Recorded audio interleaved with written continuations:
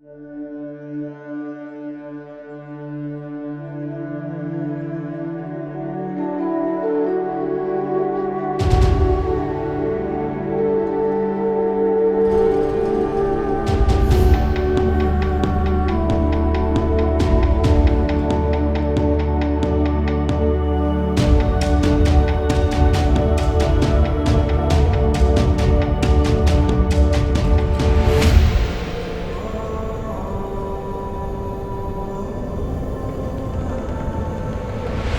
agam pogi lon beri kita bak dro nejina ni putro habalon bak para panglima yang na digayo bak mudo pendeng uduno bak panglima Yahya alu paku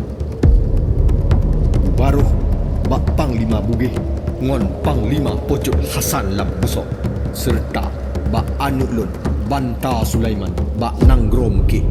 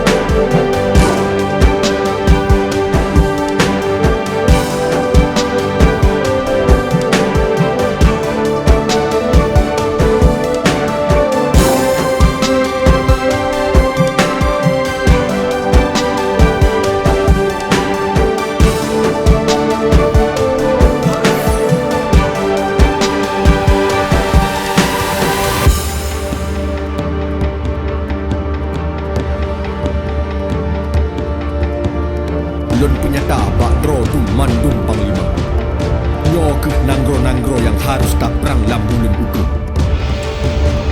pun untuk anak kemengah pun toh nanggro yang harus tak serang dalam perang kali ini. Lun tuan dua pun lenan kolin dengan pasukan ji kagak gerak u arah kunong lampa di urun. Betul yang penaya lagi gekun lek panglima bugih habat ubah dari kerani nyak cut pula kaya bahwa marsose Belanda kamu mulai gaduh raja-raja wilayah Dripa, Tapak Tuan dan Kandang.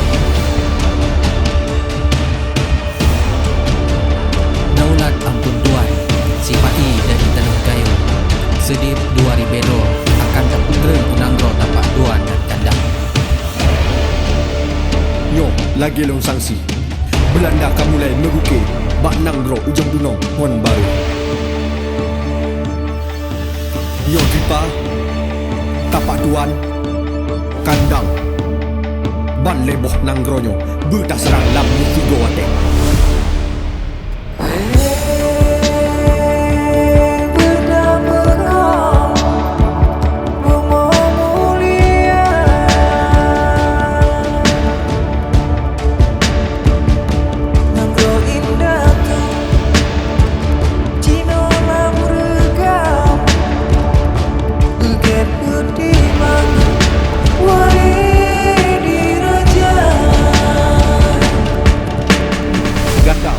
Yahya ngon mudo pendeng lun amanahkan ba awak dro dua angke penyerangan unang dro Kandang.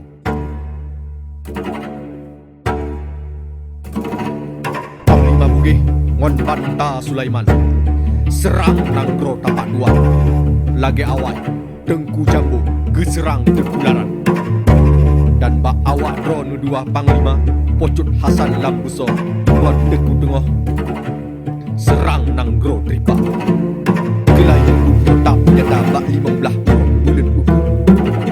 Bakda Tuhan mandu Sipai bekas yak berada pipak Belandanya. Langit lihat awan bertimang, bumor renggang hujan berada. Salah narik bedeng berdepan, salah senambat tak berundung.